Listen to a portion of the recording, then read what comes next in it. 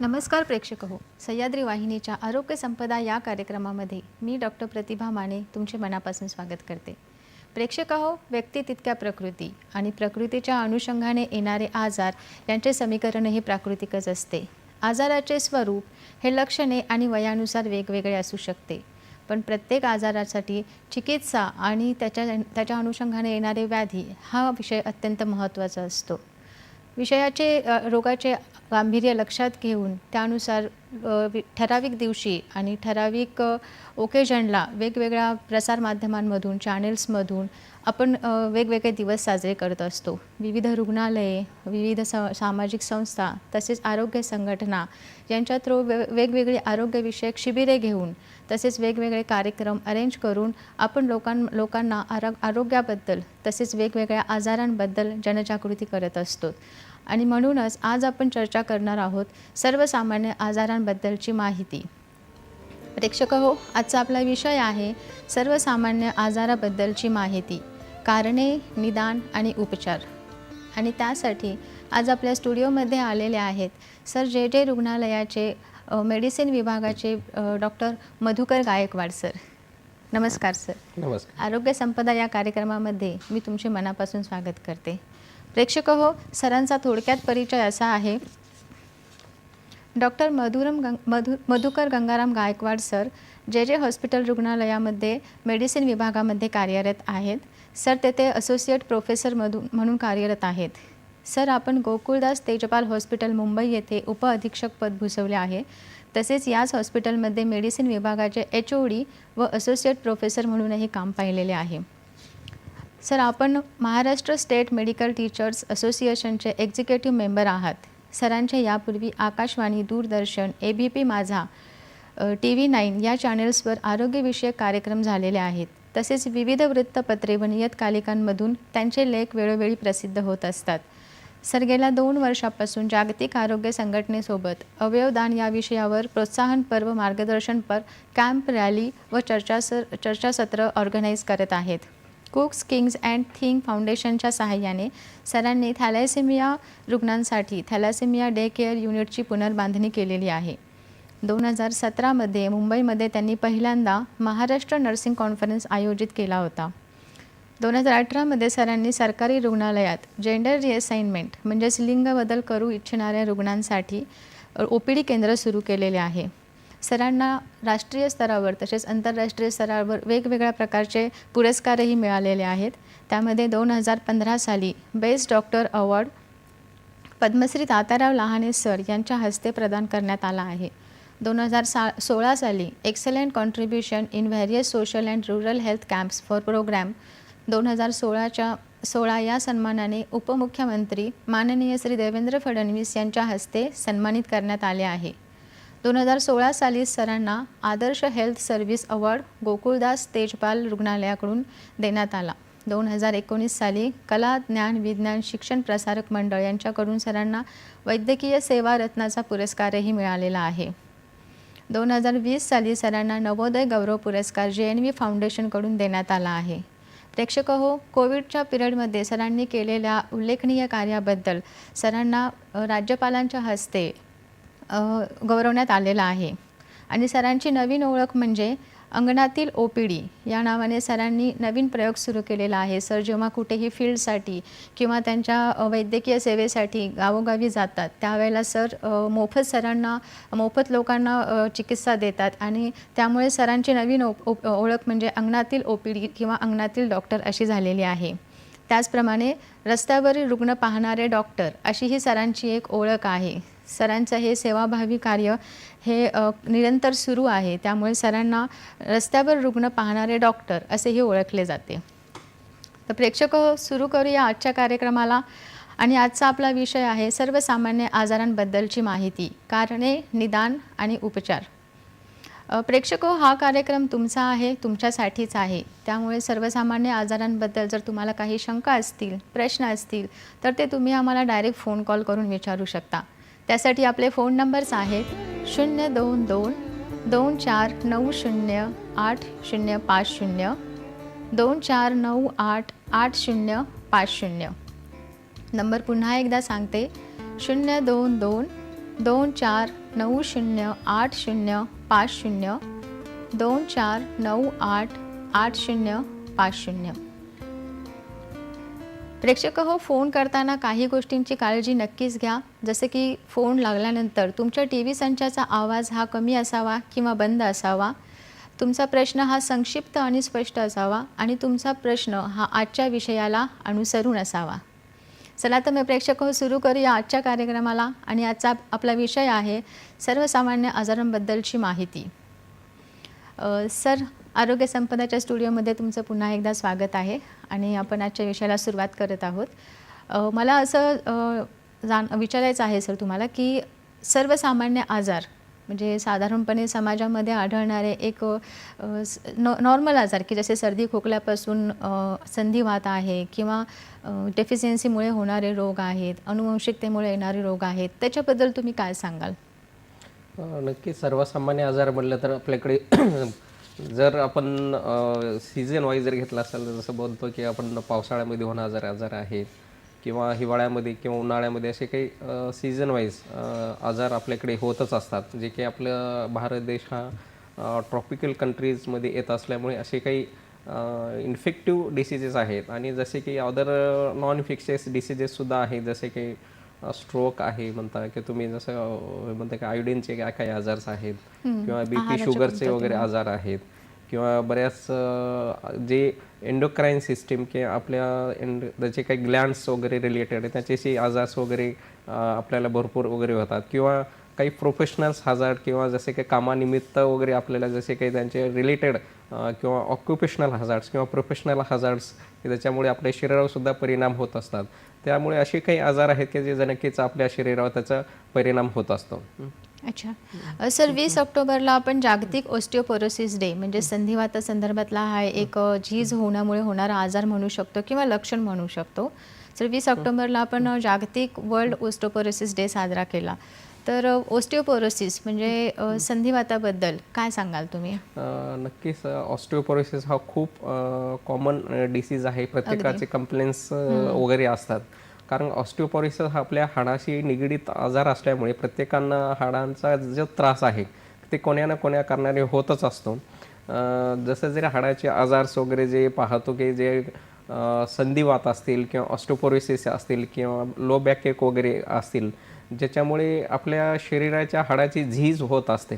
जसे की आपण बघितलं की ऑस्टिओपोरोसिस झाल्यानंतर लोकांचे बरेच कंप्लेंट्स असतात की हाडं वगैरे दुखणे किंवा विकनेस वगैरे येणे किंवा बसायला वगैरे त्रास होणे किंवा कमरेमध्ये वगैरे दुखणे, हालचाली वगैरे करताना वगैरे त्यांना त्रास होत असतो किंवा बऱ्याच ठिकाणी जॉईंट्स पेन्स वगैरे होत असतात. तर हे आजार शक्यतो सहसा जर बघितलं तर एकतर इमोबिलिटी वगैरे आहे किंवा वय ज्यांचं एज रिलेटेड जर 50 ते 60 वर्षानंतर असतील तर अशा ह्या वयामध्ये जास्त हा ऑस्टिओपोरोसिस आपल्याला आढळून येत असतो. आणि शक्यतो फिमेल पेशंट्स जर जसं की मेनोपॉज वगैरे असेल, 50-60च्या नंतर मेनोपॉज जर आले असेल तर त्याच्यामुळे सुद्धा ते जे काही हार्मोनल इम्बॅलन्स होतं मेनोपॉज नंतर, त्याच्यामुळे त्याच्या इफेक्ट त्याच्या आपल्या हाडावर होत असतो. त्यामुळे हाडं वगैरे ठिसूळ वगैरे बनतात, त्यामुळे नंतर हे फ्रॅक्चर होण्याची शक्यता जास्त असते.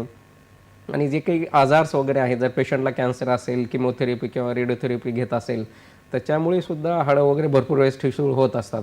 आणि काही ड्रग्ज वगैरे आहेत जसे की स्टेरॉइड्स वगैरे आहेत, जर पेशंटला जर स्टेरॉइड खूप दिवसापासून जर स्टेरॉइड चालू असेल तर त्याचा इफेक्टसुद्धा आपल्या हाडावर होत असताना त्याच्यामुळे हाडं वगैरे ठिसूळ होऊन फ्रॅक्चर होण्याची शक्यता जास्त असते. आणि जसे काही आपली लाईफस्टाईल, जसे सेडेंटरी लाईफस्टाईल आहे किंवा आपल्या बॉडी मुवमेंट्स वगैरे नसतील किंवा वजन वगैरे जास्त वाढलेलं असेल आणि काही जर ॲडिक्शन्स वगैरे असतील, जसे की कोणाला स्मोकिंगचे ॲडिक्शन असेल किंवा अल्कोहोल इंटेक वगैरे घ्यायची सवय असेल, ह्याच्यामुळं सुद्धा होऊ शकतं. कारण बरेच वेळेस न्यूट्रिशनल इनसफिशियन्सी किंवा आपल्या जेवणामध्ये त्याचं जर कॅल्शियम किंवा व्हिटॅमिन D3 असेल, जे की आपल्याला हाडं मजबूत होण्यासाठी जे काही मिनरल्स किंवा विटॅमिन्सची गरज असतं ती जर आपल्या शरीरामध्ये कमतरता असेल त्याच्यामुळे सुद्धा असे हाडं वगैरे ठिसूळ होऊ शकतात. किंवा प्रेग्नन्सीमध्ये जिथं लहान बाळाची वाढ असते तिथं जास्त रिक्वायरमेंट असते आणि त्या ठिकाणी आपले जर गरोदर मातांना काही कमी प्रमाणात आहार मिळत असेल तर त्यामुळे सुद्धा गरोदर माता आणि वाढणाऱ्या बाळावर सुद्धा त्याचा इफेक्ट होत असतो. तर हे असे काय आहेत की नाही, आपण पाहतो की आजकाल प्रोफेशनल्स आपल्याला शरीरामध्ये विटॅमिन D3 कॅल्शियमची जी गरज आहे, आपल्याला सन एक्सपोजर होण्याची खूप गरज असते की जी आपण ऑफिसमध्ये आल्यानंतर एकदा आलो की आपण नंतर जातच नाही, त्यामुळे सन एक्सपोजसुद्धा कमी होतं. त्यामुळे सुद्धा हे आपल्या शरीरावर ह्या हाडाचे झीज होण्यामध्ये खूप परिणाम होत असतो त्याच्यामुळे. हं. ठीक आहे सर, तुम्ही आता सांगितलंच की कारणांमध्ये बऱ्याच वेळेला बदललेल्या जीवनशैलीमुळे किंवा व्हिटॅमिन्सच्या कमतरतेमुळे किंवा जसं की सेडेंटरी लाईफस्टाईल आहे त्यामुळे हे आपल्याला आजार होत असतात. ऑस्टिओपोरोसिसचा म्हणजे संधिवाताचा त्रास होत असतो. तर त्याच्यामध्ये लक्षणे काय आहेत सर? म्हणजे लक्षणे आपण पाहतो की ऑस्टिओपोरोसिसमुळे जसे की हाडाचे आजार वगैरे बरेच लोकांना हाडांचे हातपाय वगैरे दुखणे किंवा विकनेस वगैरे येणे, किंवा बरेच वेळेस जर आपले मणक्याच्या हाडामध्ये जर ऑस्टिओपोरोसिस झालेले असेल, जर आपण व्हर्टिबल कॉलम म्हणतो, व्हर्टिब्रेमध्ये जर त्याचा इफेक्ट झाला असेल तर कमरेमध्ये दुखणे, किंवा जॉईंट्सचा इफेक्टमध्ये झाला असेल, हिप जॉईंट असेल, जसे की शोल्डर खांद्याचे जॉईंट्स वगैरे असेल, तर ह्या सुद्धा ठिकाणी वगैरे खूप दुखायला वगैरे लोकांना त्रास किंवा रुग्णाला त्रास होत असतो. बरोबर, आणि सूज बरेच वगैरे वेळेस येऊ शकते. संधिवात किंवा ऑस्टिओपोरोसिसमुळे जे काही आपले नी जॉईंट्स वगैरे आहेत किंवा अँकल जॉईंट्स आहेत, त्याच्यामुळे सुद्धा वयानुसार नंतर त्यांना चालायला त्रास होत असतो, किंवा त्याचा इफेक्ट आपल्या हाडाची किंवा ठिसूळ झाल्यामुळे. आणि बरेच वेळेस बसल्यानंतर व्हर्टेबर कोलॅप्स वगैरे म्हणतो, किंवा ज्याच्या मेटास्टॅसिसमुळे कॅन्सर वगैरे झाले असेल तर सिव्हिअर बोन पेन वगैरे होत असतो, ज्याच्यामध्ये आपल्या मिनरलची डेन्सिटी जे आहे आपल्या हाडामध्ये जी असते ती कमी झालेली असते वयानुसार. त्यामुळे हे असे काही रुग्णांना काही त्रास वगैरे आहे, असं त्रास त्यांना जास्त होत असतो. आणि वयाचा जास्त त्रास जे सहसा 50 ते 60 वर्षानंतर किंवा एल्डरली रुग्णामध्ये किंवा बायकामध्ये ह्याचा जास्त ऑस्टिओपोरोसिसचा इफेक्ट जास्त होत असतो. मेनोपॉज नंतर मेनोपॉज बऱ्याच वेळेला वगैरे नंतर बायकामध्ये जास्त वगैरे होत असतात. बरोबर. बरेच वेळेस गर्भपिशवीचे काही ऑपरेशन जर झालेले असतील किंवा ओव्हरीज वगैरे काढण्यात वगैरे असेल, तर त्याच्यानंतर सुद्धा त्याचे इफेक्ट त्या शरीरावर होत असतात. त्यामुळे हे जे काही आपल्याला जर ह्या वयामध्ये जर काही त्रास होत असेल तर नक्कीच आपण आपल्या जर डॉक्टरांना दाखवलं तर ते पुढचे जे काही कॉम्प्लिकेशन्स होणार आहे ते आपण निदान करून लवकर त्याचे ट्रीटमेंट घेतलं तर हे जे काही त्रास होतो ते त्रास कमी होतो तो करता येईल. कंट्रोलमध्ये राहू शकतो.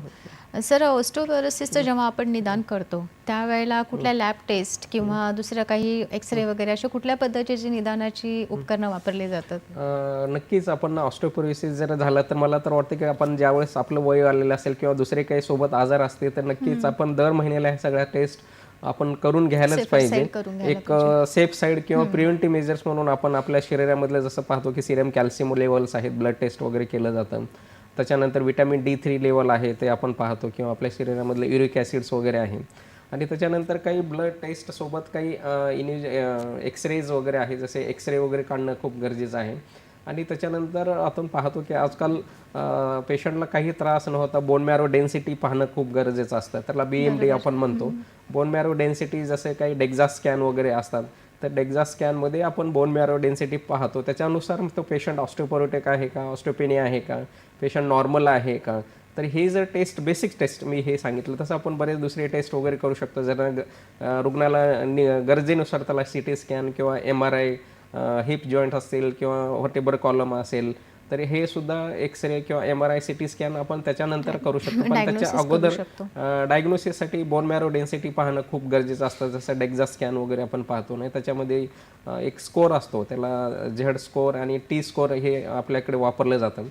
नॉर्मल जर T स्कोअर जो असतो तो बिलो -1.5च्या खाली असतात. जर पेशंट -1 टू लेवल -2.5 जर असेल तर त्याला ऑस्टिओपेनिया वगैरे म्हणतात. मायनस त्याच्यावर असेल मोर लेस दॅन -2.5 असेल तर ऑस्टिओपोरोसिस म्हणतात.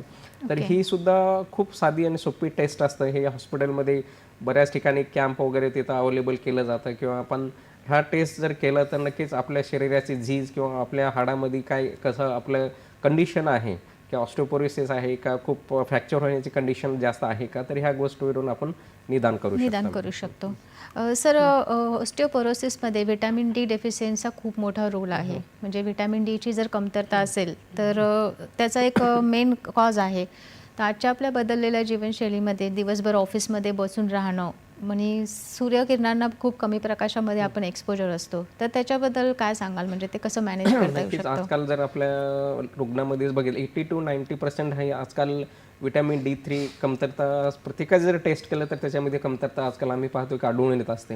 इव्हन जसे काही विटॅमिन B12 वगैरे सुद्धा आहे त्याच्यासुद्धा भरपूर वेळेस कमतरता वगैरे असतात. कारण का विटॅमिन D3ची जी काही आपल्या शरीरामध्ये ते तयार जो होतं तर त्याच्यामध्ये आपल्या सूर्याचा खूप मोठा रोल असतो.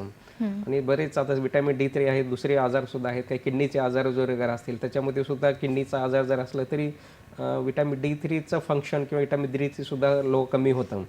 तर आपण ज्यावेळेस बाहेर उन्हामध्ये वगैरे असतो 12 ते 1 किंवा 10 ते 1च्या दरम्यान, तर हे जे सूर्यप्रकाश आपल्या ज्यावेळेस शरीरावर पडतात तर त्याचं जे काही विटॅमिन D3चं कन्व्हर्सेशन आहे, कॅल्शिफेरॉल लेवल, किडनी आली, लंग्स ह्याच्यामध्ये त्याचा रोल भरपूर आहे. तर हे जर कमतरता असलं तर आपल्या शरीरामध्ये विटॅमिन D3 तयारच होत नाही.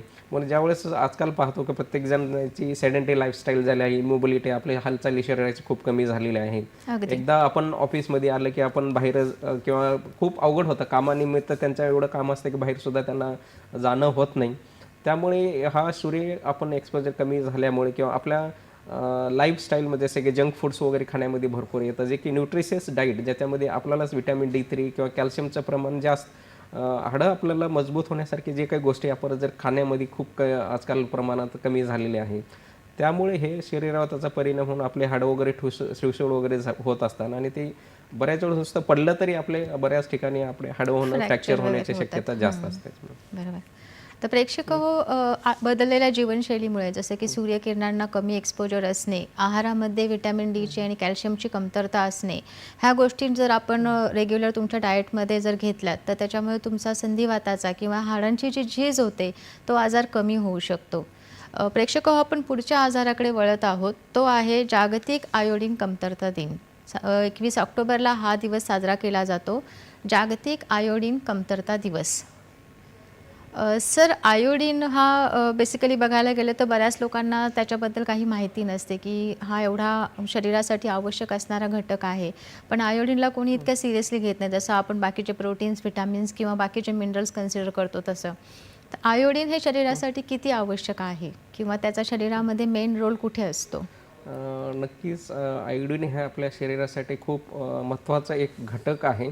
कारण का हा आयोडीन जसं की आपण थायरॉईड ग्लँड म्हणून असते, जी थायरॉईड ग्लँड आपल्या मानेच्या समोर असते, जी की एक बटरफ्लाय शेप ग्लँड आहे. त्या हार्मोन्स वगैरे सिक्रेशन्स वगैरे हे जे काय थायरॉईड ग्लँड वगैरे करत असते आणि त्याचा थायरॉईड ग्लँड सिक्रेशन किंवा त्या हार्मोनमध्ये हा आयोडीनचा खूप महत्त्वाचा रोल असतो. पण आपल्याकडे बऱ्याच ठिकाणी आयोडीनची कमतरतामुळे त्याच्यामुळे बरेच आजार होत असतात. जसे आपण पाहतो की जसे हिली एरियाज आहेत, तर ह्या हिली एरियाजमध्ये किंवा दुर्गम भागामध्ये वगैरे तिथं आयोडीनचं प्रमाण कमी वगैरे असतं. मग जिथे आपण पाहतो की जसे की कोस्टल रिजन्स किंवा समुद्रकिनारी लोक जे असतात ते सी फूड्स वगैरे असतात, तर ह्या ठिकाणी वगैरे बऱ्याच आयोडीनच्या ह्या खाण्यामध्ये आपल्याला जास्त प्रमाणात आढळून येत असतो. कारण काय हा आयोडीनची कमतरता झाली तर आपण त्याला एक गॉइटर हा एक आजार आहे जे की आपल्या थायरॉईड ग्लँडशी रिलेटेड आहे. जे आपल्या मानेच्या समोर जे ग्लँड असते ती जर कमतरता असेल तर ती ग्लँड वगैरे खूप मोठं होण्याची आणि ते त्याच्यामुळे जो आजार जर झाला तर त्याचा इफेक्ट आपल्या शरीरावर होत असतो. आणि तसंच हायपोथायरॉइडिझम म्हणून एक आजार आहे की ते ज्याचा इफेक्ट आहे आयोडीन डिफिशियन्सीमुळे हायपरथायरॉइडिझम बरेच मोस्टली कम्पॅरेटिव्हली बघितलं तर फिमेल्स मध्ये जास्त प्रमाणात हा आजार हायपोथायरॉइडिझम असतं कम्पेअर टू मेल ह्याच्यामध्ये. आणि ही जर आपली जी ग्लँड जर वाढली त्याच्या वेळेस लोकांना जेवणामध्ये त्रास वगैरे होऊ शकतं किंवा गिळताना वगैरे कॉम्प्रेसिव्ह इफेक्ट्स नंतर जास्त तयार होतात किंवा आवाजामध्ये वगैरे बदल होणे, त्याला आपण हॉर्सनेस वगैरे व्हॉइस वगैरे म्हणतो. तर हे तशामध्ये इफेक्ट वगैरे त्या थायरॉईड ग्लँड वाढल्यानंतर होत असतं. म्हणून थायरॉईड ग्लँडमध्ये जसे की त्याचा इफेक्ट त्याचा आयोडीनचा इफेक्ट खूप महत्त्वाचा आहे. जसं की आजार मी सांगितलं की एकतर गॉइटर आहे, त्याच्यानंतर एक हायपोथायरॉइडिझम एक आजार आहे. ते हायपोथायरॉइडमध्ये हे शक्यतो जर थायरॉईड लेवल जे TSH आहे T3 T4 आपण जर ब्लड टेस्ट केलं तर TSH लेवल जर जास्त असेल तर त्यावेळेस आपण हायपोथायरॉईड आहे का, सबक्लिनिकल हायपोथायरॉइडिझम आहे का, हे सुद्धा आपण डायग्नोस करू शकतो. किंवा पेशंटला काही कंप्लेंट्स असतील त्याचे लक्षणं जर आहेत जसे की फिमेल्स पेशंटमध्ये वजन वगैरे वाढणे किंवा कोल्ड इंटॉलरन्समध्ये थंडपणा वगैरे आपल्याला सहन न होणे किंवा हेअर लॉस वगैरे होणे आणि फिमेल पेशंट असेल तर इरेग्युलर मेन्सेस वगैरे होण्याची शक्यता जास्त असते. आणि बऱ्याच वेळेस त्याच्यामध्ये तुम्हाला सांगितलं हॉर्सनेस ऑफ व्हॉइस वगैरे किंवा वीकनेस वगैरे येणे किंवा बॉडी पेन्स वगैरे होणे आणि विटॅमिन D3चं त्यातसुद्धा प्रमाणाचा त्याचा खूप महत्त्वाचा रोल आहे. तो सुद्धा कमतरता वगैरे ह्यामध्ये जाणवू शकतं. त्यामुळे हायपोथायरॉइडिझमच्या मध्ये जसे काही लिपिड्स वगैरे आहेत त्याच्यामध्ये जर टेस्ट केलं तर लिपिड प्रमाणाचं सुद्धा ह्याच्या प्रमाणामध्ये हायपोथायरॉइडिझममध्ये वाढलेलं असतं. आणि बऱ्याच वेळा स्किन वगैरे आपली रफ वगैरे होण्यामध्ये हायपोथायरॉइडिझममध्ये ड्राय स्किन्स वगैरे हा हायपोथायरॉइडिझममध्ये होत असतं. म्हणून हे जे काही हायपोथायरॉइडिझम असेल, गॉयटर असेल किंवा त्याच्या गॉयटर वाढल्यानंतर त्याची वाढ झाल्यानंतर आपल्या शरीरावर त्याच्या आपल्या ट्रॅकिया वगैरे आहे त्याच्यावर कॉम्प्रेसिव्ह इफेक्ट्स वगैरे होत असतात. तर हे हायपोथायरॉइडिझम आणि जी काही प्रमाण सांगितलं की आयोडीनचा इफेक्ट किंवा आयोडीन जर कमतरता असेल तर हे शरीरावर आपल्यावर परिणाम होत असतात. ओके सर, मग जर समजा आयोडीनची कमतरता असेल तर त्याला आहारामधून किंवा एक सप्लिमेंटरी म्हणून आपण काय उपाययोजना करू शकतो किंवा लाईन ऑफ ट्रीटमेंट काय असते त्याच्यावरती? नक्कीच जर आयोडीनची कमतरता आपल्या शरीरामध्ये असेल तर पहिल्यांदा मी जर सांगितलं की आयोडीन आजकाल सी फूड्स ज्याच्यामध्ये आयोडीनचेच प्रमाण जास्त असतं की सी फूड्स आहेत किंवा बरेच व्हेजिटेबल्स वगैरे आहेत तर त्याच्यामध्ये सुद्धा प्रमाण आपल्याला वाढलेलं म्हणजे आपल्याला जास्त प्रमाणात आपल्याला खाण्यात जर आलं तर ते नॉर्मल होऊ शकतं. पण काही आपल्याकडे पाहतो की जसं काय आपल्याकडे साल्ट वगैरे जे असते की आजकाल बरेच प्रोडक्ट आपण हे फोर्टिफाईड विथ आयोडीन वगैरे आपण करतो. त्याला फोर्टिफिकेशन ऑफ द फूड वगैरे म्हणतात की ते फूडमध्ये आपण आपल्या शरीरामध्ये कमतरता असेल किंवा कोण्या भागामध्ये तो एक एंडेमिक एरिया वगैरे काय असेल, गॉयटर वगैरे असेल, जसे हिली एरियाज मी सांगितलं की दुर्गम भाग असतील किंवा डोंगराळमध्ये इथं आयोडीनच्या प्रमाणामध्ये अशा लोकांमध्ये आजार हा जास्त आढळून येतो आयोडीनची कमतरता किंवा त्या एरियामध्ये गॉयटरचं प्रमाण बऱ्याच ठिकाणी असं आढळून येतो.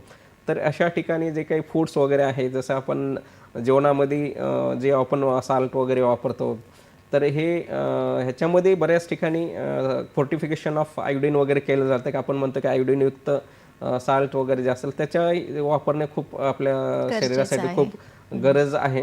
आणि दुसरे काही पदार्थ ज्याच्यामध्ये आहेत की आपली जी रिक्वायरमेंट जसे की 150 नॅनोग्राम वगैरे असतं आणि बऱ्याच वेळेस जर आयोडीनची कमतरता असेल किंवा हायपोथायरॉइडिझम वगैरे असेल तर जसे प्रेग्नेन्सी आहे किंवा लॅक्टेटिंग मदर असेल जसं त्याच्यामध्ये जवळपास 215 ते 200-250 नॅनोग्रामची जी रिक्वायरमेंट आहे तर ती सुद्धा त्या पिरियडमध्ये जसं प्रेग्नेन्सीमध्ये असेल फिमेल्स असतील तर ह्या पिरियडमध्ये खूप काळजी घेणं गरजेचं असतं.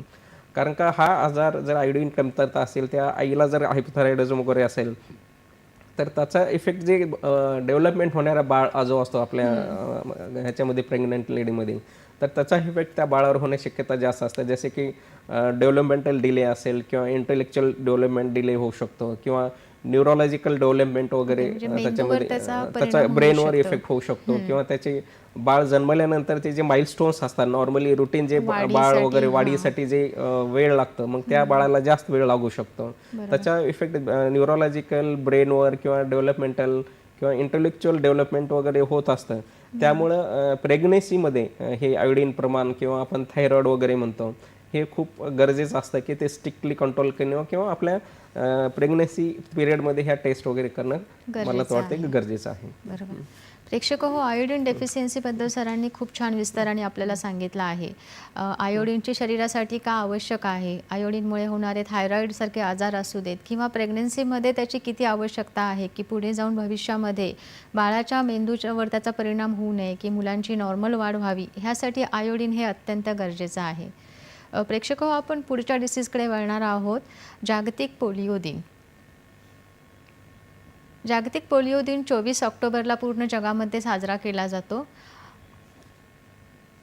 सर, पोलिओ आता आपल्याकडे बऱ्यापैकी इरॅडिकेट झालेला आहे. सर्वसाधारणपणे जर बघायला गेलं तर पोलिओ आपल्याकडे अगोदर ज्या प्रमाणात सापडत होता त्या प्रमाणामध्ये आता दिसत नाही. पण तरीसुद्धा आदिवासी एरिया असेल किंवा जिथे अजूनही लोकांना व्हॅक्सिनेशनबद्दल हे नाही आहे, अवेअरनेस नाही आहे, अशा ठिकाणी अजूनही एक दोन पोलिओच्या केसेस सापडतात. पण तरीसुद्धा गव्हर्नमेंटचा पल्स पोलिओचा जो प्रोग्राम आहे हा संपूर्ण देशामध्ये एकाच वेळेला आपण साजरा करतो. तर नक्की पोलिओ म्हणजे काय आणि पोलिओबद्दल जे प्रोग्राम्स आपण गव्हर्नमेंटतर्फे चालवतो त्याची एक थोडक्यात माहिती द्याल का? नक्कीच. आता पोलिओ हा आपल्या देशातून बऱ्यापैकी इरॅडिकेशन झालेलंच आहे. पण काही बऱ्याच ठिकाणी आता आपण पाहतो की व्हॅक्सिनेशन जे आपण नॅशनल वॅक्सिनेशन प्रोग्राम वगैरे आहे, त्याच्यामध्ये आपल्याला पोलिओ सगळीकडे फ्री दिलं जातं किंवा बरेच प्रोग्राम्स वगैरे आपल्याकडे अरेंज केले जातं, पल्स पोलिओ प्रोग्राम्स वगैरे, किंवा घरी पण होम बेस व्हिजिटसुद्धा आपल्या गव्हर्नमेंटतर्फे केले जाते. होम वेगवेगळ्या रुग्णालयामधून nurses रुग्णालयामध्ये जाऊन, वगैरे असतात, स्टाफ्स वगैरे असतात, अंगणवाडीचे जे लेडीज वगैरे सेविका असतात, असतात. हां. तर हे होम व्हिजिट करून सुद्धा आपल्या देशामध्ये प्रत्येकाला, लहान मुलाला पोलिओचा डोस मिळाला पाहिजे हे चांगल्या प्रकारे राबवलं जातं. बरोबर. त्यामुळे बऱ्याच ठिकाणी आजकाल आपल्या देशातून हा पोलिओ सहसा म्हणजे इरॅडिकेशन झाल्याच्या बऱ्यापैकी ठिकाणी असं आहे. आहे. हां. पण पोलिओ आता जर भरपूर बघितलं तर खूप कमी पेशंट्स आजकाल आपल्याकडे बघायला मिळतात, कारण का पोलिओ हा त्याला ॲक्यूट फ्लॅसिड पॅरालिसिस असं म्हणतो, कारण का हा पोलिओ व्हायरस आहे. तो व्हायरस जसे की बरेच रूट्स ऑफ इन्फेक्शन ॲडमिट किंवा ट्रान्समिशन वगैरे असतात, जसे की फिको ओरल रूट आहे किंवा कॉन्टॅमिनेटेड वॉटर असेल, कॉन्टॅमिनेटेड फूड वगैरे असेल, तरी हा फिको ओरल रूट किंवा कॉन्टॅमिनेटेड ह्या ठिकाणून आपल्या तो व्हायरस आपल्या शरीरामध्ये जातो. जे काही आपली GI सिस्टीम मेन आहेत, आपले पचन संस्था ही मेन आहे, त्या पचन संस्थेमध्ये तो आपल्या शरीरामध्ये व्हायरस हा जात असतो. म्हणून त्याचा इफेक्ट जसे आपले नर्वस सिस्टीम आहे, जसं की पोलिओचे प्रकार आहेत, बल्बार आहे, स्पायनल आहे किंवा बल्बो स्पायनल वगैरे आहे.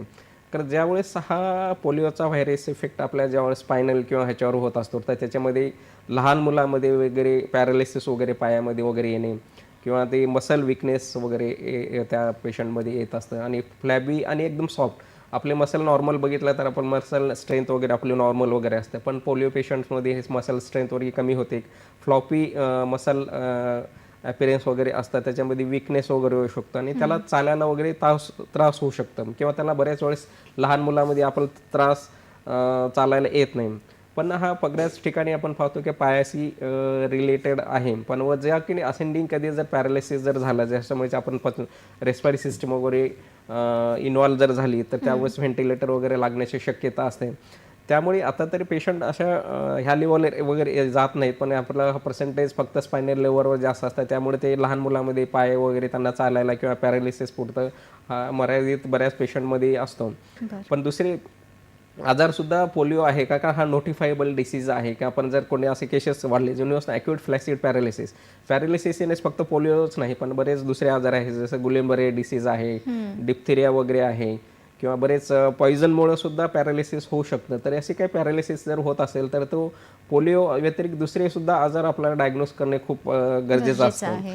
तर त्यामुळे हे पोलिओचे जसे काही आजार मी सांगितलं की जसे इरॅडिकेशन्स आहेत, त्यामुळे आपण झिरो पोलिओपासून आपण पाहतो की ॲट दी बर्थ जन्म झाल्याच बाळाला झिरो पोलिओ दिला, तर मग 1.5 महिन्यानंतर 1.5 to 1.5 आणि 3.5 1.5 2.5 आणि 3.5 महिन्यानंतर जे काही पुढचे डोस वगैरे आपण लसीकरण वगैरे केले जातं, कारण की आपली गट इम्युनिटी आपल्या त्याचं रूट ऑफ ट्रान्समिशन मी सांगितलं की जे काही आपले पचनसंस्थेचे निगडीत असल्यामुळे आपल्याकडे आपण ओरल पोलिओ की जसे ओरल पोलिओचे सुद्धा टाईप्स आहेत, enacted and live attenuated vaccines वगैरे आहेत. तर हे व्हॅक्सिनमुळे बऱ्यापैकी आजकाल जो पोलिओ आहे तो पोलिओचा प्रमाण कमी प्रमाणात आता झालेलं आहे. सर, आपण ही चर्चा अशीच पुढे चालू ठेवणार आहोत. आपल्याला एक फोन येतोय शिवानंद वसेदार निपाणीवरून. हॅलो. हा, नमस्कार मॅडम. हा, नमस्कार. शिवानंदजी, तुमचा प्रश्न विचारा. माझा प्रश्न असा आहे मॅडम, आता पूर्वी कसं व्हायचे की ऋतुमान 3-3 महिन्याचं करेक्ट असायचे, त्यामुळे बरोबर दिनमान वगैरे असायचं, आरोग्य वगैरे चांगलं राहायचं. पण आता परिस्थिती अशी झालेली आहे की पावसाळा सुद्धा वाढलेला आहे आणि उन्हाळ्यात सुद्धा त्याच्यामध्ये बदल झालेला आहे, आणि पाऊस, ऊन, थंडी ही तिन्ही एका ऋतूमध्ये असल्यासारखं असं झालेलं आहे. त्याच्यामुळे आपलं आरोग्य असे बिघडालेले की कधी ताप येतोय, थंड येतोय, खोकला वगैरे सगळे आजार निर्माण होत आहे. मग त्यासाठी आपण काळजी घेण्यासाठी कोणती म्हणजे आपलं आरोग्याचं औषध उपचार घेतली पाहिजे, किंवा खाणं पिणं किंवा शरीर करेक्ट व्यवस्थित ठेवली पाहिजे, तुम्ही काय मार्गदर्शन कराल असं माझा प्रश्न होता मॅडम. नक्कीच. धन्यवाद शिवानंदजी, तुमचा प्रश्न आलेला आहे. सर, त्यांचा असा प्रश्न आहे की ऋतूनुसार आता जे आजार होत आहेत, जसं की पूर्वी एका ठराविक ऋतूमध्ये पावसाळा, उन्हाळा, हिवाळा व्हायचे, परंतु आता बरेच दिवस उन्हाळा चालतो, बरेच दिवस पावसाळा चालतो, उन्हाची तीव्रता वाढलेली आहे. हे क्लायमेट चेंजेसमुळे होणारे जे काही चेंजेस आहेत त्याचा शरीरावर परिणाम होतो. तर मग त्याच्या दृष्टीने तुम्ही कसं मार्गदर्शन कराल? नक्कीच मॅडम, खूपच चांगला प्रश्न आहे. अगदी. कारण आपण पाहतो की आजकाल ग्लोबल वॉर्मिंगमुळे आपले जे काही ऋतू आपल्याकडे जे होते फिक्स, त्याच्यामुळे थोडंसं चेंजेस वगैरे झालेले आहेत. ग्लोबल वॉर्मिंग आपल्या पृथ्वीचं टेम्परेचर आजकाल पाहतो उन्हाळ्यामध्ये 40 ते 45 वगैरे असते, थंडीमध्ये सुद्धा खूप थंडी असते, 4 ते 5 पर्यंत जातो. आणि त्याच्यामध्ये पावसाळ्यामध्ये सुद्धा भरपूर पाऊस एकदा सुरू झाले की होत अगदी असतो. अगदीच. तर त्या फेजमध्ये आपल्याला बरेच जसे की लहान मुलं आहेत किंवा एल्डरली लोक आहेत, यांना बऱ्याच वेळेस ॲडजस्ट करायला हे खूप, कारण का आपले त्रास होतो. अक्लेप्टायझेशन ऑफ द बॉडी आपल्या प्रत्येक त्या सीझनला आपली बॉडीसुद्धा ॲक्सेप्ट करणं किंवा आपली बॉडीसुद्धा त्या ह्याला ॲडजस्ट करणं खूप गरजेचं असतं. तर त्यानुसार मला असं वाटतं पावसाळ्यात आलं तर त्यानुसार आपल्या जेवणामध्ये बदल केला पाहिजे. पावसाळ्यामध्ये असेल तर आपल्या त्यामध्ये जेवणात बदल केला पाहिजे. हिवाळ्यामध्ये किंवा उन्हाळ्यामध्ये त्या ऋतूनुसार आपल्या जर जेवणामध्ये किंवा आपल्या आहारामध्ये किंवा आपल्या वापरण्यामध्ये किंवा आपल्या शरीराची निगा किंवा आपल्या शरीराच्या व्यतिरिक्त आपल्या घरातली किंवा आपल्या बाहेरच्या परिसराची आपली चांगल्या प्रकारे जर काळजी घेतली तर जे काही ह्या ऋतू बदलानुसार आपल्याला काही आजार होतात. मी आधी सांगितलं काही इन्फेक्शस डिसीजेस ह्या सीझनमध्ये आपल्या होत असतात, जसे की मलेरिया, लेप्टो किंवा कॉलरा वगैरे आहे किंवा पाण्याशी निगडीत वगैरे. पावसाळ्यानंतर सर्दी, खोकला किंवा ब्रोंकियल अस्थमा असेल, शिवपडी वगैरे असेल, तर हे आजार जे असते थंडीच्या दिवसामध्ये जास्त वगैरे होतात किंवा आपल्या स्किनचे इन्फेक्शन्स वगैरे होतात. किंवा जसं उन्हाळा आल्यानंतर आपण पाहतो की हीट स्ट्रोकचे केसेस वाढतात किंवा डिहायड्रेशन वगैरे वाढलेलं असतं. तर त्यानुसार आपल्या शरीराचं हायड्रेशन मेंटेन करणे किंवा आपण पाणी वगैरे जास्त पिणे किंवा साधं आपण घरी सुद्धा लिंबू पाणी किंवा त्याच्यात मीठ टाकून ORS सारखे सोल्युशन वगैरे वापरणे. तर असे ऋतूनुसार आपण जर आपल्या आहारामध्ये किंवा आपल्या शरीरामध्ये जर बदल केला, नक्की जे काही आजार आहेत आपण त्या आजाराला पण नक्कीच दूर ठेवू शकतो. बरोबर. सर, आपण चर्चा करत आहोत पोलिओबद्दल. तर पोलिओची जी लक्षणं आहेत ती बऱ्याच वेळेला बाकीच्या मस्क्युलर डिसीजेसची साम्य दाखवतात. तर मग ज्यावेळेला आपल्याला पोलिओचं डायग्नोसिस करायचं असतं त्यावेळेला आपण कसं करू शकतो? नक्कीच मी सांगितलं की ही नोटिफाईड डिसीज आहे, अक्यूट फ्लॅसिड पॅरालिसिस. अक्यूट फ्लॅसिड पॅरालिसिसचे बरेच आजार, एक पोलिओ आहे किंवा गुलेनबरी सिंड्रोम्स आहे किंवा न्यूरोलॉजिकल पोस्ट व्हॅक्सिनसुद्धा भरपूर लोकांना होऊ शकतो. आजकाल आता कोविडमध्ये सुद्धा भरपूर लोकांना GBS झालं. बऱ्याच लोकांचे असे रुग्ण आम्हाला विचारायचे की सर कुठे व्हॅक्सिनमुळे झालेले आहेत का, किंवा बऱ्याच वेळेस त्यांचं म्हणणं की कोविडमुळे झालेले. तर बरेच लोकांना असे गैरसमज होत असतात. तर हे सुद्धा खूप गरजेचं आहे. सुद्धा आपण कॉज ऑफ पॅरालिसिस आयडेंटिफाय करणं हे खूप गरजेचं आहे. किंवा जसे काही डिप्थेरिया आहे, सांगे पॉर्फेरिया वगैरे आहे, ज्याच्यामध्ये असेंडिंग पॅरालिसिस आणि डिसेंडिंग पॅरालिसिस आपण असे काही आजार असतात, हे खूप फाइंड आउट करणं खूप गरजेचं आहे. आणि पोलिओ झाल्यानंतर शक्यतो पोलिओ हा लहान मुलामध्ये होणारा आजार आहे, कारण का मोठ्या माणसामध्ये किंवा मोठ्या रुग्णामध्ये हा शक्यतो आपण पाहतो की आढळून वगैरे येत नाही. तर लहान मुलांमध्ये जे 5 ते 10 वर्षाच्या आत ज्यांना काही असं असेल तर आपण पहिल्यांदा आयडेंटिफाय करणं, डॉक्टरांना खूप दाखवणं गरजेचं आहे. त्यानंतर आपण ब्लड टेस्ट वगैरे आहे किंवा न्यूरोलॉजिकल टेस्ट वगैरे आहे, नर्व कंडक्शन टेस्ट वगैरे असतात किंवा इलेक्ट्रोमायोग्राफिकचे टेस्ट वगैरे असतात. तर हे न्यूरोलॉजीशी आपण हे दाखवून हे अर्ली स्टेजमध्ये सुद्धा आपण हे काही व्हायरल टेस्ट वगैरे आहेत किंवा नर्व कंडक्शन टेस्ट वगैरे आहेत. तर हे टेस्ट केल्यानंतर आपण कोणता आजार आहे आपण आयडेंटिफाय करून त्याच्यानुसार आपण त्याची ट्रीटमेंट वगैरे दिली जाते. स्टेरॉइड्स वगैरे आहेत किंवा बरेच प्लाझ्मा फेरेसिस किंवा इम्युनोग्लोबिनची गरज असेल तर त्यानुसार आपण त्यांना हे ट्रीटमेंट आपण लवकर देऊ शकतो. ठीक आहे. सर, त्याच्यावरती आपण उपचाराचं किंवा ड्रग ऑफ लाईन किंवा असं काही आहे का स्पेसिफिक की पोलिओ झाल्यानंतर? नक्कीच पोलिओ झाल्यानंतर घाबरून जाण्याचे काही हे नाही. तर त्याच्यानंतर आले स्टेजवर लवकर आल्यानंतर आपण त्याची प्रॉपरली आपण ट्रीटमेंट करू शकतो. तर पण पॅरालिसिस जर रिव्हर्सिबल नसेल तर लॉंग टर्म जसे काही फिजिओथेरपी आहे किंवा त्यांना मसल स्ट्रेंथ येण्यासाठी वगैरे किंवा त्यांना आपण काही एक्सरसाइज वगैरे आपण त्यांना हॉस्पिटलमध्ये सांगितलं जातं किंवा बरेच वेळेस त्यांना फिजिओथेरपी थ्रू त्यांना काही आपण काही ऑइंटमेंट्स वगैरे देऊन किंवा त्याची चांगली फिजिओथेरपी किंवा त्यांचे बॉडीची वगैरे मसाज वगैरे आपण रिलॅक्झंट्स वगैरे आपण देऊ शकतो. किंवा जर असेंडिंग पॅरालिसिस जर जास्त इन्व्हॉल्व वगैरे झालेला असेल किंवा रेस्पिरेटरी सिस्टम वगैरे होत असेल तर अशा वेळेस दम लागत असेल किंवा श्वास घेण्यासाठी त्रास होत असेल तर या लवकर त्यांनी हॉस्पिटलमध्ये डॉक्टरांना दाखवून पुढचे जे कॉम्प्लिकेशन आहे ते आपण थांबवू शकतो. पण अशा गोष्टी ज्या आहे की नक्कीच आपण ट्रीटमेंट त्यांना लॉंग टर्म फिजिओथेरपीच्या सोबत त्यांना एक सपोर्टिव्ह ट्रीटमेंट वगैरे चालण्यासाठी वगैरे सुद्धा काही वॉकर्स वगैरे जे असतात लहान मुलांना वगैरे त्यांना सपोर्टिव्ह ट्रीटमेंट सुद्धा ॲक्सेसरीज वगैरे आपण देऊ शकतो. प्रेक्षक हो, ही चर्चा आपण अशीच पुढे सुरू ठेवणार आहोत, पण इथे वेळ झालेली आहे आता छोट्याशा विश्रांतीची. कुठेही जाऊ नका, पाहत रहा आपला आवडता कार्यक्रम आरोग्य संपदा.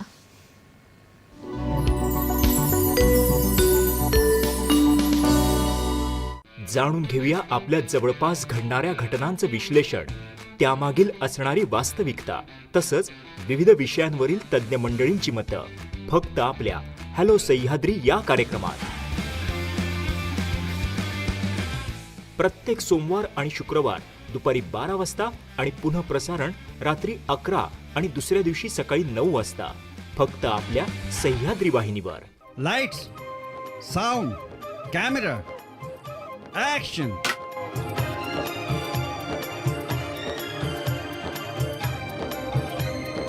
तराने पुराणे सोमवार ते शुक्रवार सकाळी 8 वाजता, सोमवार ते गुरुवार सायंकाळी 5 वाजता आणि रात्रो 10:30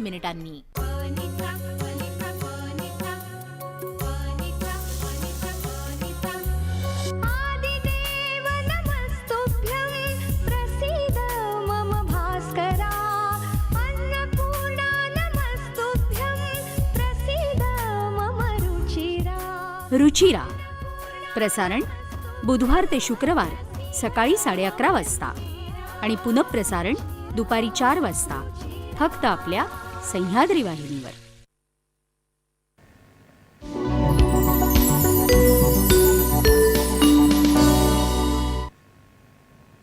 तर ब्रेकनंतर तुमचं पुन्हा एकदा स्वागत आहे आरोग्य संपदा या कार्यक्रमामध्ये. आणि प्रेक्षक हो, आपण चर्चा करत आहोत सामान्य आजारांबद्दलची माहिती या विषयावरती, आणि त्या विषयावर आपल्याला मार्गदर्शन करत आहेत सर जे रुग्णालयाचे doctor Madhukar Gaikwad sir. Sir, आपण आता पुढच्या आजाराकडे वळत आहोत. पुढचा आजार आहे स्थौल्य म्हणजेच ओबेसिटी. जागतिक स्थौल्य दिवस हा 26 ऑक्टोबरला साजरा केला जातो आणि त्यानिमित्ताने ऑक्टोबर महिन्यातले जे आजारांचे दिवस आहेत ते आपण डिस्कस करत आहोत.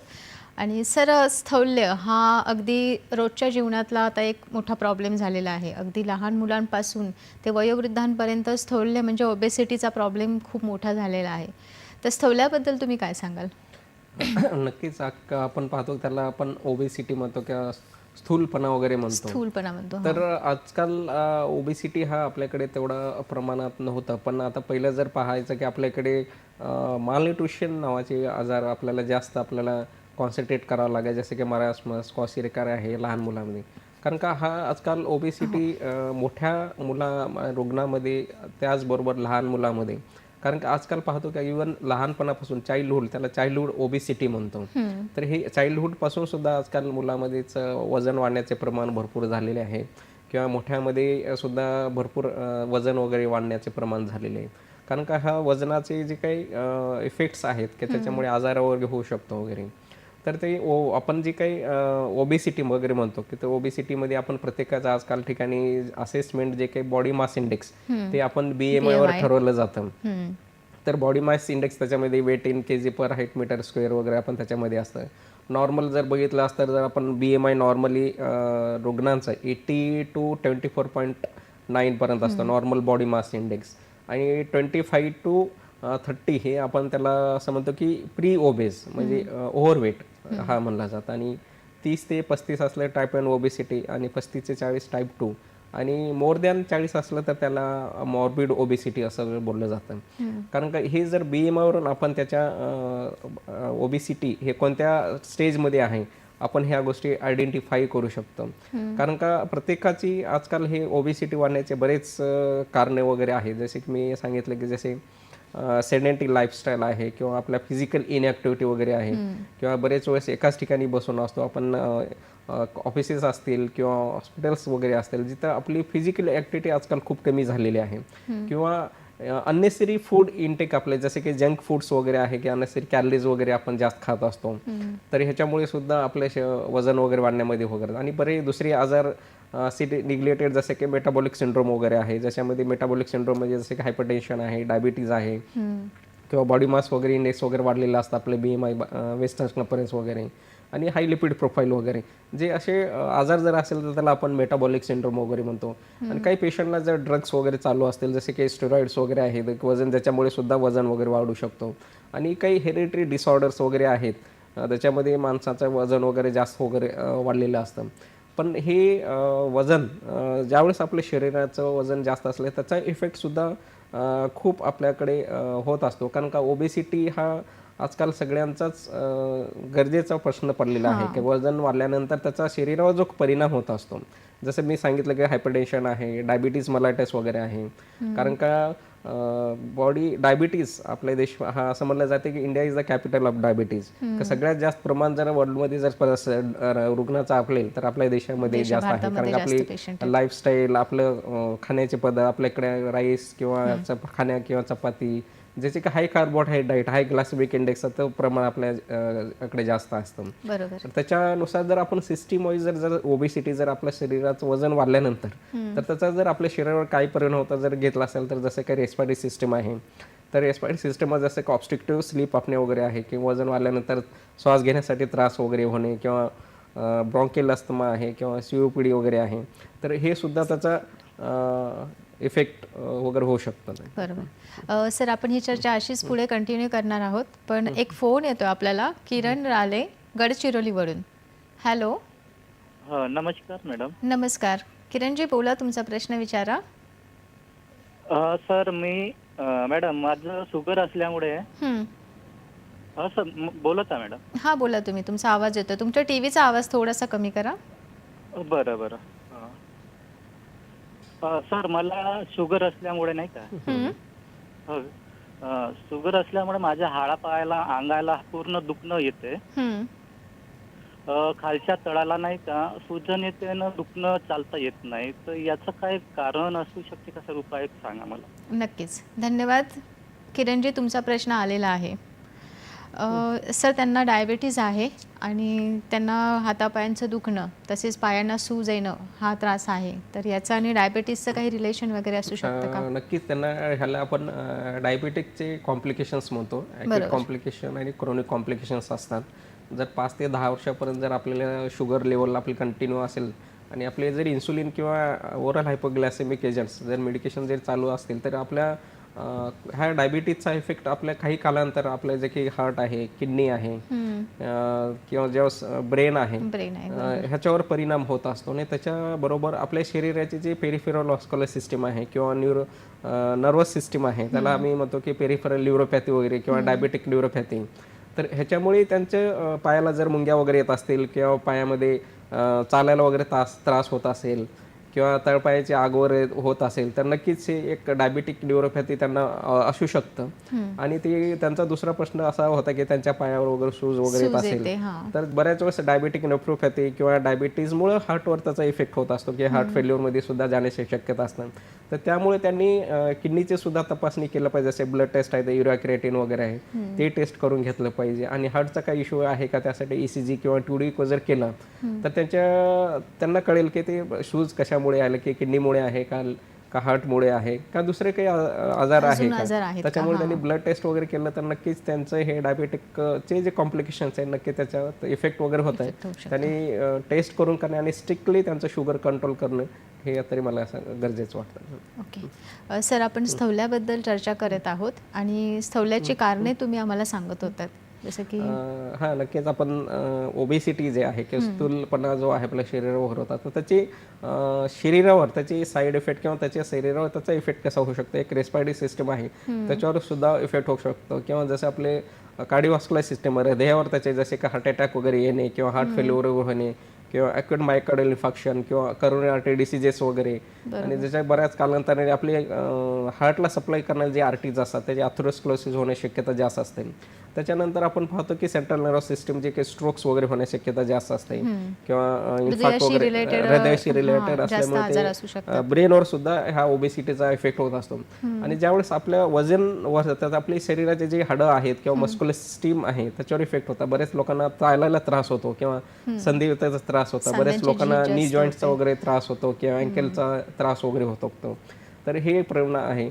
आणि बरेच आपण जे पचनसंस्था आहे जसे की पचनसंस्था आहे किंवा ज्याला आपण GI सिस्टीम म्हणतो तर जो लोकांना जेवण खाण्यासाठी वगैरे सुद्धा त्याला त्रास होतो शकते की अन्न पचायला त्रास होतो. कालांतर कॅन्सर होण्याची शक्यता सुद्धा जास्त ओबेसिटीमध्ये वगैरे वाढलेले असतात. आणि दुसरा हे तर आजार आहेत. एक तर न्यूरोसायकोलॉजिकल इफेक्ट आपल्या शरीरावर वगैरे होत असतो. जसे की इन्फेरिटी कॉम्प्लेक्स वगैरे येणे की आपलं वजन खूप वाढलेलं आहे किंवा बाहेर फिरताना वगैरे सोसायटीमध्ये फिरताना वाटतं की आपण चांगले दिसत नाही. एक न्यूरोसायकोलॉजिकल इफेक्ट सुद्धा आपल्या शरीरावर होत असतो. तर त्यामुळे बरेच पेशंट हे डिप्रेशनमध्ये वगैरे जाण्याची शक्यता मानसिक जास्त असते. त्रास मानसिक वाढण्याची शक्यता आहे. त्यांचा ओबेसिटीचा आपल्या शरीरावर परिणाम होत असतो. तर हा जो काही ओबेसिटीचा प्रमाण आहे, तर ह्या आपल्या शरीरावर हे आजाराशी जास्त इफेक्ट होत आहे. मोस्ट ऑफ प्रत्येक सिस्टीम आपल्या शरीरामध्ये इफेक्ट त्याच्या ओबेसिटीमुळे वगैरे होत असते. अच्छा सर, स्थौल्यावरती जर आपल्याला नियंत्रण मिळवायचं असेल किंवा स्थौल्य होऊ नये भविष्यामध्ये जाऊन, त्याच्यासाठी आपण काय करू शकतो? म्हणजे एक प्रिकॉशनरी मेजर म्हणून पण प्रिकॉशनरी मेजर नक्कीच आपण वजन वगैरे कमी करू शकतो. आपल्याला जे काही लाईफस्टाईल वगैरे आपले किंवा आपले फिजिकल इनॅक्टिव्हिटी वगैरे असतात, दररोज ॲटलिस्ट जीवनामध्ये 1 तास तरी आपल्या शरीरासाठी आपण दिलं पाहिजे. कारण आपण शरीराची आपण काळजी घेतलं तर नंतर शरीर आपली काळजी घेतं. तर त्यामुळे दररोज एक्सरसाइज करणे, ॲटलिस्ट एरोबिक एक्सरसाइज किंवा वॉकिंग वगैरे करणे. आपल्या आहारामध्ये जसे की जंक फूड्स आहेत, हाय कार्बोहायड्रेट फूड्स आहेत, ज्याच्यामुळे आपल्या शरीरावर परिणाम होऊ शकतो, ते कमी केलं पाहिजे. आणि पालेभाज्या, फ्रूट्स, व्हेजिटेबल्स किंवा सलाद वगैरे त्याचा आपण जास्त आपला वापर केला पाहिजे. दुसरे काही हॅबिट्स वगैरे असतील, स्मोकिंग असेल, ड्रिंकिंग वगैरे असेल, तर हे कम्प्लिटली आपण बंद केलं पाहिजे. आणि ओबिसिटीचं हे जे काय असेल की त्याच्यामुळे दुसरे काही आजार वगैरेमुळे जर आपलं वजन वगैरे वाढत असेल, जसे काही एंडोक्राईन डिसऑर्डर्स आहेत मी सांगितलं, किंवा डायबिटीज त्याच्यामुळे, किंवा मेटाबॉलिक सिंड्रोम आहे का, हे सुद्धा आपण बघितलं पाहिजे. पण ह्याच्यावर व्यतिरिक्त जर कमी होत नसेल तर नक्कीच जसे काही मेडिकल ट्रीटमेंट आहे, त्याच्यावर सर्जिकल ट्रीटमेंट सुद्धा आजकाल अवेलेबल आहे. जसे जर आपण वजन, तर हे लाईफस्टाईल मॉडिफिकेशन म्हणतो आपण. लाईफस्टाईल मॉडिफिकेशन तर आपण रुग्णाला तर सांगतोच. त्याच्यानंतर काही मेडिसिन्स वगैरे आपण दिले जातात. सगळं आपण जसे काही मेटफॉर्मिन आहे जे डायबेटिकमध्ये दिलं जातं, ते सुद्धा वजन कमी करण्यासाठी द्यायला असते. काही अँटी ओबिसिटी ड्रग्स आहेत ज्याच्यामध्ये जसे काही ऑर्लिस्टॅट वगैरे आहेत, हे सुद्धा आपण ड्रग्स वगैरे आपण त्यांना वजन कमी करण्यासाठी देत जातो. पण मी सांगितलं की जे BMI नुसार आपण ठरवलं जातं की जिथे ड्रगचा इफेक्ट होत नाही, तिथे जसे की मॉर्बिड ओबिसिटी आहे की BMI जर 35 ते 40 असेल आणि 40च्या वर जर असेल, तर दीज आर आयडियल कॅन्डिडेट. म्हणजे हे आयडियल कॅन्डिडेट बेरायटिक सर्जरीसाठी म्हणजे त्यांना उपयोगी असेल. बेरायटिक सर्जरी सुद्धा आजकाल गॅस्ट्रोएंटरॉलॉजिस्ट आहे, गॅस्ट्रिक सर्जन्स वगैरे असतात, ते जे काही बेरायटिक सर्जरी वगैरे सुद्धा केलं जातं. ज्याच्यामध्ये रॉक्सिन वाय वगैरे काय आहेत, किंवा आपल्या शरीरामधलं स्टमक वगैरे आहे त्याची साईज वगैरे कमी केलं जातं, ज्याच्यामुळे आपण जेवण वगैरे आपलं कमी झालं पाहिजे. तर हे सुद्धा जे काही सर्जिकल ट्रीटमेंट आजकाल अवेलेबल आहे, जिथे की आपण बेरायटिक सर्जरी करू शकतो, मेडिसिन्समुळे वजन करू शकतो. पण त्याच्या ह्या पुढे जाण्यापेक्षा आपण लाईफस्टाईल मॉडिफिकेशन केलं की आहार, आपले व्यायाम वगैरे करणं पाहतो, किंवा एक्सरसाइज, किंवा आपली डेली रुटीन ॲटलिस्ट 1 तास जरी आपण व्यायाम केला तर बऱ्याच आपलं वजन वगैरे कमी करू शकतो. बरोबर. प्रेक्षक हो, सरांनी स्थौल्याबद्दल खूप सुंदर माहिती सांगितलेली आहे. स्थौल्य कमी करण्यासाठी डायरेक्ट सर्जरीकडे न जाता किंवा मेडिकेशनकडे न जाता तुम्ही तुमचा आहार, तुमचा व्यायाम, योगा याच्यावरती तुम्ही कंट्रोल, हे सगळे फॉलो करून तुम्ही त्याच्यावरती कंट्रोल आणू शकता.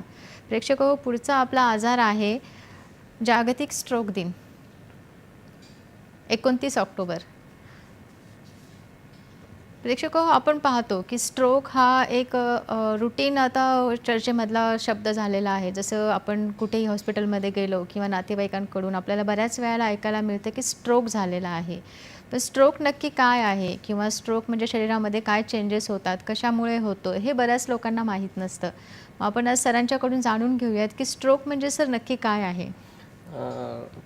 स्ट्रोक म्हणजे जसं का आपण मराठीत म्हणतो की त्याला पक्षघात वगैरे होणे असे म्हणतो.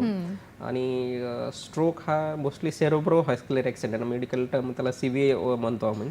कारण का हा स्ट्रोक हा आपल्या ब्रेनशी रिलेटेड आहे, त्यामुळे बऱ्याच लोकांना त्याचा अवेअरनेस वगैरे नसतं. कारण का आपल्याला माहिती आहे हार्ट अटॅक म्हणजे लोकांना सगळ्यांना लक्षात येतं, किंवा त्या हृदयाला आपल्याला पण प्रायोरिटी देतो, पण आपण प्रायोरिटी आपल्या ब्रेनला सुद्धा देणं खूप गरजेचं आहे. कारण आपल्या ब्रेनकडे किंवा आपल्याला काही आजार असतील तर ते नाही आपण लक्ष दिलं, तर कंट्रोल नाही केलं, तर त्याचं स्ट्रोक येण्याचे चान्सेस जास्त असतात. जसे की स्ट्रोकचे कारणं तसे भरपूर आहेत. जसे की मॉडिफाईड रिस्क फॅक्टर्स आहेत किंवा नॉन मॉडिफाईड रिस्क फॅक्टर्स आहेत. जसे की वय आहे किंवा एज म्हणतो आपण त्याला, मेल फिमेल जे काय हे आहे, तर हे आपण काही मॉडिफाय करत नाहीत. करू शकत. पण नॉन मॉडिफाईड रिस्क फॅक्टर्स जसे की मी सांगितलं हायपरटेन्शन असेल, कोणाला डायबिटीज मलायटिस असेल, किंवा जसे आता ओबेसिटी वगैरे एक आपण बोललो की ते स्थूलपणा जर वाढलेला असेल ते सुद्धा आहे, किंवा मेटाबॉलिक सिंड्रोम वगैरे हे जसे काही आजार आहे, किंवा दुसरे रिस्क फॅक्टर जसे की आपल्याला मी सांगितलं की कोणाला स्मोकिंग करण्याचे हॅबिट्स असेल, किंवा व्यसन असेल कोणतं. वेसन्स वगैरे असेल, अल्कोहोल ड्रिंक वगैरे असेल, किंवा टोबॅको च्युइंग वगैरे हिस्ट्री वगैरे असेल, तर ह्याच्यामुळे सुद्धा स्ट्रोक होण्याची जास्त शक्यता असते. आणि दुसरी आजार, कारण का हा स्ट्रोक हा मी आधी सांगितलं जर आपण हार्ट अटॅक आलं किंवा आपण अँजिओग्राफी करणे, अँजिओप्लास्टिक करणे किंवा बायपास याच्याकडे जास्त लक्ष देत असतो. कारण का स्ट्रोक आपल्या शरीराला परवडणारा नसतो. स्ट्रोक आल्यानंतर आपण जर बघितलं तर बऱ्याच वेळेस हे अर्ली स्टेजमध्ये सुद्धा आयडेंटिफाय करू शकतो. बऱ्याच लोकांना डोकं वगैरे दुखणे किंवा मळमळ वगैरे किंवा सडनली ओमिटिंग वगैरे गरगरणे किंवा डोळ्यासमोर अंधारी वगैरे येणे. आणि याच्या व्यतिरिक्त आपल्या शरीरामध्ये जे कोणा जर राईट किंवा लेफ्ट जे आपण अपर लिम किंवा लिम किंवा हातामध्ये पायामध्ये विकनेस वगैरे येणे हे शक्यता जास्त असते. किंवा त्याच्यामध्ये मुंग्या वगैरे येणे आपण म्हणू शकतो की जर काही स्ट्रोक वगैरे जर असेल तर हे स्ट्रोक जर येण्याच्या अगोदर आपण ह्या गोष्टीकडे लक्ष दिलं तर जे काही पुढे, कारण का एकदा स्ट्रोक आल्यानंतर पुढे जे काही बरेच पेशंट बेड रिडन होतात, कारण आता बेड रिडन झाल्यानंतर त्यांची लाईफ ही डिपेंडंट होऊन जाते की कारण का प्रत्येकाला आपल्या घरच्यांना बघावं लागतं किंवा बऱ्याच वेळेस फायनान्शियल बर्डन सुद्धा त्या फॅमिलीवर येण्याची शक्यता जास्त असते. कारण का ह्या गोष्टी खूप गरजेच्या आहेत की स्ट्रोक लवकर आयडेंटिफाय करणे किंवा त्याच्या स्ट्रोकचे कारण आयडेंटिफाय करणे. कारण का मी सांगितलं की स्ट्रोकचे सुद्धा प्रकार वगैरे आहेत, जसे की इस्केमिक स्ट्रोक आहे किंवा हिमोरेजिक स्ट्रोक वगैरे आहे. तर ठीक आहे सर. नाही सर, तुम्ही बोलत आहात सर स्ट्रोकवर आपण एक प्रिकॉशनरी मेजर म्हणून काय करू शकतो? जसे की आपण म्हटलं की एक हार्ट डिसिजेसमध्ये ते एक मेजर कॉज आहे, त्याच्यामध्ये डायबिटीस आहे की ज्याच्यामुळे मेंदूला होणारा रक्तपुरवठा कमी होतो. तर पुढे जाऊन भविष्यामध्ये स्ट्रोक होऊ नये म्हणून मग तुम्ही लोकांना काय सांगाल? नक्कीच भविष्यामध्ये जर स्ट्रोक होऊ नये, कारण का स्ट्रोक हे आपल्या खूप गरजेचं आहे की आपल्याकडे लक्षण वगैरे देण्यासाठी. तर स्ट्रोक होण्याच्या आधी जे काही शुगर वगैरे असेल, हायपरटेन्शन वगैरे असेल किंवा ओबेसिटी वगैरे असेल तर हे त्याच्या अगोदर शुगर वगैरे कंट्रोल करणं खूप गरजेचं आहे. किंवा ब्लड प्रेशर असतं, आपण बऱ्याच वेळेस आपल्याकडे ब्लड प्रेशर आपण निग्लेक्ट केलं जातं की जे बऱ्याच वेळेस टॅब्लेट्स वगैरे घेणे मिस वगैरे जातं. कारण का एकदा हायपरटेन्शन ब्लीड वगैरे बसला आपल्या ब्रेनमध्ये ब्लीड होण्याची शक्यता जास्त असते किंवा हायपरटेन्शन स्ट्रोक जे वाढलेले असतं तर हे वेळोवेळी ECG करून घेणे, एक्सरे करून घेणे, ब्लड टेस्ट वगैरे करून घेणे आणि रेग्युलरली मंथली डॉक्टरचे फॉलोअप ठेवणे, ज्याच्यामुळे आपलं ब्लड प्रेशर कंट्रोल आहे का, शुगर कंट्रोल आहे का, दुसरे काही कॉम्प्लिकेशन आपल्या रेग्युलर मॉनिटरिंग आपल्या शरीरावर दुसऱ्या हृदयावर काय परिणाम होतो का, फंडोस्कोपी वगैरे करणे खूप गरजेचं आहे. तर हे किडनीवर काय इफेक्ट होत आहे का, तर ह्या गोष्टी जर केलं तर भविष्यामध्ये आपल्याला कळेल की आपला स्ट्रोकपासून त्रास होण्याची शक्यता आहे का नाही किंवा हार्ट अटॅक करण्याची शक्यता आहे का. तर हे आपण पुढे होण्याच्या आधीच आपण हे कंट्रोल करू शकतो. सर आता याच्या व्यतिरिक्त थोडंसं तुमच्या कामाकडे येऊया. जसं की गव्हर्मेंट हॉस्पिटलमध्ये तुम्ही एक थॅलेसेमिया युनिट सुरू केलेलं आहे. थॅलेसेमिया हा बऱ्याच लोकांना कळत नाही की आजार काय आहे आणि त्याच्यावरती काय ट्रीटमेंट आहे. डे केअर युनिट तुम्ही खूप चांगल्या पद्धतीने चालवत आहात. तर थॅलेसेमिया डे केअर युनिटबद्दल काय सांगाल सर? नक्कीच हा थॅलेसेमिया हा आपल्या रक्ताशी निगडीत आजार आहे. जसे की थॅलेसेमिया आहे, सिकल सेल आहे, हिमोफिलिया वगैरे आजार आहे. हे आपल्या थॅलेसेमिया ज्याच्यामध्ये रुग्णांना लाईफ लॉंग ब्लडची गरज पडत असते की त्यांना रिपीटेडली ब्लड ट्रान्सफ्युजन वगैरे लागत असते. कारण आपल्या शरीरातलं जसं हिमोग्लोबिन लेवल वगैरे असतं त्या ह्या थॅलेसेमिया पेशंटमध्ये कमी होत असतं आणि त्याच्यामुळे त्याच्या शरीरावर परिणाम, त्याची वाढ वगैरे बरोबर होत नसते किंवा त्याचे थॅलेसेमिया फीचर्स वगैरे त्याच्या बोन्सवर इफेक्ट होऊ शकतात किंवा फेशियल फीचर्स वगैरे होण्याची शक्यता जास्त असते. त्यामुळे ह्यांची थॅलेसेमियाचे प्रत्येक पेशंटचे आपण किती हिमोग्लोबिन आहे दर मंथली त्याचं टेस्ट वगैरे केलं जातं आणि हिमोग्लोबिनच्या लेवलवर त्याला किती ब्लड ट्रान्सफ्युजन आहे का नाही हे आपण त्यांना देत असतो. आणि अशा रुग्णांना आपल्याकडे भरपूर जवळपास 200-250च्या वर पेशंट जे काही आहे त्यांचं रजिस्ट्रेशन वगैरे केलं जातं आणि त्यांना हॉस्पिटलमध्ये त्यांना फोन करून वगैरे त्यांना डे केअरमध्ये त्यांना ब्लड वगैरे दिलं जातं आणि त्याच्यानंतर त्यांचं कंप्लीट झाल्यानंतर सुद्धा आपण 1 तास त्यांना ऑब्झर्वेशन ठेवणं खूप गरजेचं आहे. कारण ब्लड ट्रान्सफ्युजनचे रिॲक्शन आहेत, त्यात फ्लुइड ओव्हरलोड वगैरे झालं तर हे सुद्धा आपण त्यांच्या रुग्णाची काळजी घेणं खूप गरजेचं असतं. म्हणून ह्या डे केअरमध्ये त्यांच्या सगळ्या गोष्टी आपण चांगल्या प्रकारे करून मग त्यांना त्याच्या घरी पाठवत असतो. प्रेक्षक हो, सरांनी आपल्याला सामान्य आजारांविषयी खूप छान माहिती दिलेली आहे. सर, तुम्ही इथे आलात आणि आम्हाला खूप चांगल्या पद्धतीने मार्गदर्शन केलं, जे रुटीन लाईफमध्ये आढळणारे जे आजार आहेत त्यांच्याबद्दल. त्याबद्दल तुमचे मी सह्याद्री वाहिनीच्या वतीने आणि प्रेक्षकांच्या वतीने धन्यवाद देते. धन्यवाद. प्रेक्षक हो, आरोग्य संपदा हा आरोग्यविषयक कार्यक्रम तुमच्यासाठी आहे. यामध्ये प्रत्येक एपिसोडमध्ये आपण नवीन नवीन तज्ज्ञांसोबत चर्चा करत असतो, नवीन नवीन आजारांबद्दल डिस्कशन्स करत असतो. तेव्हा पुन्हा भेटूया पुढच्या आरोग्य संपदाच्या कार्यक्रमामध्ये एका नवीन विषयावर एका नवीन तज्ज्ञांसोबत. तोपर्यंत निरोगी राहा आणि आपल्या आरोग्याची काळजी घ्या. धन्यवाद.